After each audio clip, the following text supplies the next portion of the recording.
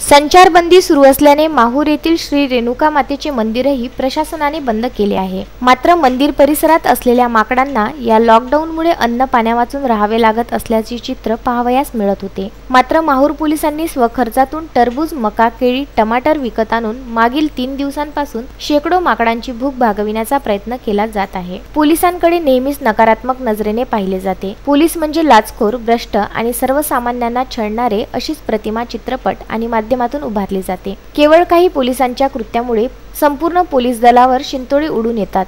असे पोलीसही जेव्हा मुक्या प्राण्यांबाबत अशी माणुसकी दाखवतात त्यावेळी खऱ्या अर्थाने खाकीतही असलेला दर्दीपणा अधोरेखित होतो। ह्याचा वास्तव अनुभव माहूर गडावर मागील 3 दिवसापासून पाहावयास मिळत आहे। माहूर पोलीस स्टेशनचे सहाय्यक पोलीस निरीक्षक भालचंद्र तिडके, पोलीस उपनिरीक्षक शरद घोडके हे वन्य प्राण्याबाबत माणुसकीचे दर्शन घडवून शेकडो माकडांची भूक भागवत आहे। यातून महाराष्ट्र पोलीस दलातही माणुसकीला जपणारी माणसे असल्याचा अनुभव अनेकांना पाहावयास मिळाला आहे।